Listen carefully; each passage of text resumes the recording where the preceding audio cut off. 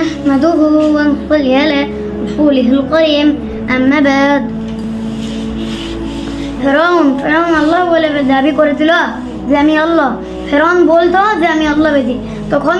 তখনকার সবাই ফেরাউনকে আল্লাহ মানত। তবে একটা ইহুদি দল সবাই মিলে ফেরাউনের কাছে দিয়ে পরে বলছে, তুমি নীল নদীর পানি আটকে রেখেছো কেন? সেই দিন নীল নদীর পানি শুকিয়ে গেছিল। তখন বলছে, তুমি নীল নদীর পানি আটকে রেখেছো কেন?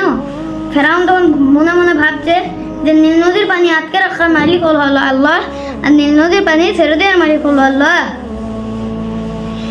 কিন্তু তারপর ফেরাউন তাদেরকে মিথ্যা কথা বলছে। ফেরাউন বলছে, তোমার এখন যাও, আমি নীল নদীর পানি ভরে দেবো। তারপর অনেক দিন হলো, মাস কাটলো, সপ্তাহ কাটলো, এখনো পর্যন্ত নীল নদীর পানি ভরে নিয়ে তারপর ফেরাউন একটা ইহুদির দল আর একটা ইহুদির দলকে বলছে যে এতদিন হলো এখনো পর্যন্ত নীল নদীর পানি কেন ভরেনি। তখন তারা ফেরাউনের কাছে যেয়ে পরে ফেরাউনকে বলছে যে এতদিন হলো এখনো পর্যন্ত নীল নদীর পানি কেন ভরেনি। তখন ফেরাউন বলছে, আমি তো আল্লাহ ভীতি। ফেরাউন মিথ্যা কথা বলে পরে বলছে যে আমি তো আল্লাহ ভীতি, আমার দুনিয়াতে কতই না কাজ, তাই তোমার নীল নদীর পানি ভরার কথা তো আমি ভুলেই গিয়েছিলাম। ফেরাউন মিথ্যা কথা বলছে। তারপর ফেরাউন তারপরের দিন গাছের ডালে ঝুলে পড়ে আল্লাহর কাছে দোয়া করছে, বলছে তুমি নীল নদীর পানি ভরে দিও। আমি যা চাই আমি দুনিয়াতেই চাই, আমি আখিরাতে কোথাও চাই না, আমি শুধু দুনিয়াতেই চাই, আমি আখিরাতে চাই না। তারপর আখিরাতে চাই না বলেছে। তারপর একটা লোক এসে বলছে, তোমার সব কষ্ট জানি, নীল নদীর পানি ভরতে হবে, আমি তার তরিকাতে বলতে পারি, কিন্তু নীল নদীর পানি ভরার মালিক হলো আল্লাহ। তখন বলছে যে তুমি বলো তাহলে তরিকাটা। বলছে একটা শর্ত আছে, বলছে একটা মালিক আর একটা চাকর তো যদি মালিকের সাথে বেয়াদবি করে তাকে কি করা উচিত? ফেরাউন বলছে তাকে পানিতে ডুবিয়ে মারা উচিত। ফেরাউন নিজেই বলছে যে তাকে পানিতে ডুবিয়ে মারা উচিত। তারপরের দিন মুসানবী তার ভাই ফেরাউনের কাছে দিয়ে পরে বলছে যে তুমি ইসলাম ধর্ম কবুল করে লিও, তুমি ইসলাম ধর্ম কবুল করে নাও। তখন বলছে আমি ইসলাম ধর্ম কবুল করবো না। তখন বলছে তুমি ইসলাম ধর্ম কবুল করো। আবার মুসানবী বলছে, ফেরাউনকে বলছে যে তুমি ইসলাম ধর্ম কবুল করে নাও। তখন ফেরাউন বলছে যে তোকে আমি 30 বছর পর্যন্ত লালন পালন করলাম, তুই আমাকে ওরকম বলছিস? তখন সে বলছে, মুসানবী বলছে যে আমি মানছি যে তুমি আমাকে 30 বছর পর্যন্ত লালন পালন করলে, কিন্তু তুমি আসল ধর্ম তুমি কবুল করে নাও, তুমি ইসলামের ধর্ম কবুল করে নাও। তারপর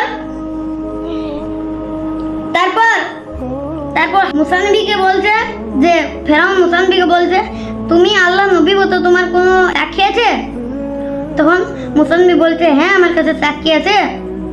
তারপর মুসানবী তার হাতের লাঠিটা জমিনে রাখতেই একটা বড় সাপ হয়ে গেল। ফেরাউন তার জাদু দেখে চমকে উঠলো। ফেরাউন তার চাকরকে বলছে যে তার জাদু দেখলো তো? তখন ফেরাউনের চাকরটা বলছে, তুমি তার জাদু দেখে অন্য আরো বড় বড় জাদুঘরের কথা তো ভুলে গিয়েছো। তারপর ফেরাউন মুসানবীকে বলছে, তোমার সাথে আমার বড় বড় জাদুঘরকে আমি যুদ্ধ লাগাবো। তারপর জাদুঘরগুলো যুদ্ধর মাঠে চলে আসছে যে মুসানবী এখন আসেনি। তো জাদুঘরগুলো ফেরাউনকে বলছে যে মুসানবী তার ভাই মনে হয় ভয় পেয়ে গেছে। এই কথাটা বলতেই তার খানিকক্ষণ পরে মুসানবী তার ভাই চলে এসেছে। এসে পরে জাদুঘরগুলো বলছে যে তুমি প্রথমে জাদু দেখাবে না, আমি প্রথমে জাদু দেখাবো। তখন মুসানবী বলছে যে তুমি প্রথমে জাদু দেখাও। তখন ওই জাদুঘরগুলো তার হাতের দড়িটা জমিনে ছুঁড়ো মারতেই অনেকগুলো ছোট ছোট সাপ হয়ে গেল। আর মুসানবী তারপর তার হাতের লাঠিটা জমিনে রাখতে একটা বড় অজগর সাপ হয়ে গেল। অজগর সাপটা সব সাপ খেয়ে নিল।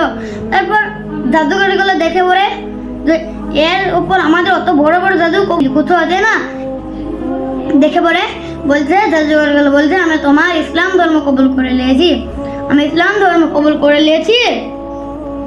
তারপর মুসানবী সবাইকে মুসলমান করে পরে মুসানবী অনেক কাউকে মুসলমান করে পরে হাসরের দিকে রওনা দিল। হাসরের দিকে যেতে যেতে নীল নদীর পাশে থেমে পড়ে বলছে, এখন হযরত ইউসুফ আলাইহিস সালামের কবর আছে, এখানে হযরত ইউসুফ আলাইহিস সালামের কবর আছে, কিন্তু হযরত ইউসুফ আলাইহিস সালাম অনেক বছর হয়ে গেছে মরা, 700 বছরেরও বেশি মরা হয়ে গেছে, তার কবর কেউ জানে না এখন। তারপর সবাইকে শুধাইছে, মুসা নবী সবাইকে শুধাইছে যে তার কবর কোথায়, কেউ বলতে পারছে না। তারপর একটা বৃদ্ধকে লোককে শুধিয়েছে যে তার কবর কোথায়। সে বলছে আমি জানি তার কবর, কিন্তু একটা শর্ত আছে, তুমি কোনদিন জান্নাতে যাবে, তুমি কোনদিন জান্নাতে ঢুকবে, তোমার সাথে আমি জান্নাতে ঢুকবো।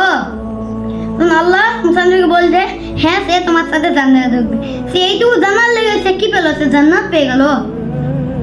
তারপর মুসা নবী কবর থেকে লাস্টে উঠে এবারে হাসরের দিকে রওনা দিল। হাসরের দিকে যেতে যেতেই ফেরাউনের কানে কবর পৌঁছে গেল। ফেরাউনদের কাছে ঘোড়া ছিল, তার দলের কাছে ঘোড়া ছিল, তো তারা ঘোড়াতে করে তাড়াতাড়ি চলে আসলো।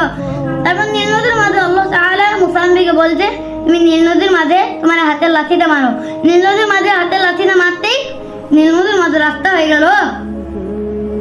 তারপর ফেরাউন তার দলকে বলছে যে এই নীল নদীর মাঝে রাস্তাটা আমি করলাম, আর নীল নদীর মাঝে রাস্তাটা মুসা নবী করেছিল। ফেরাউন মিথ্যা কথা বলছে যে এই নীল নদীর মাঝে রাস্তাটা আমি করলাম।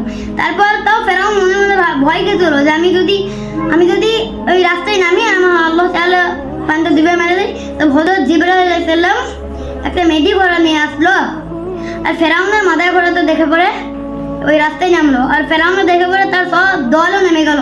তো এতে ফেরাউন আর সবাই পানি আবার ঠিক হয়ে গেল, তো ফেরাউন আর সবাই মরে গেল, ফেরাউন আর সবাই পানিতে ডুবে মরে গেল। তো ফেরাউনের নীল নদীতে ফেরাউন নিজেই ডুবে মরে গেল। ফেরাউন কতই না আল্লাহ বলে দাবি করেছিল, আল্লাহ বলে দাবি করার পর তো ফেরাউনকে মাটিতে লিবে না, জমিনে লিবে না, আসমানও লিবে না। ফেরাউনকে আল্লাহ তাআলা যতদিন না কিয়ামত হবে ততদিন পর্যন্ত আল্লাহ তাআলা কিছুতেই যাবে না। তারপর হযরত জিবরাইল আলাইহিস সালাম ফেরাউন বলছে হযরত জিবরাইল আলাইহিস সালামকে যে আমি তোমার ধর্ম কবুল, আমি ইসলাম ধর্ম কবুল করছি। হযরত জিবরাইল আলাইহিস সালাম তার মুখে কথা সুরে মারছে, বলছে তুই তো বললি একটা মালিক আর একটা চাকর তো যদি মালিকের সাথে বেয়াদবি করে তাকে কি করা উচিত, তুই তো বললি যে তাকে পানিতে ডুবিয়ে মারা উচিত। তারপর ফেরাউন মরার আগে আবার মিথ্যা কথা বলছে যে আমি কখন বললাম। তারপর বলছে জিবরাইল আলাইহিস সালাম বলছে যে আমি জানতাম তো মিথ্যা কথা বলবি, তার লেগে আমি একটা দলিল লিখেছি। তারপর ফেরাউনকে দলিলটা দেখাতেই সে চমকে উঠল। ফেরাউন আর কিছু বলতে পারলে না।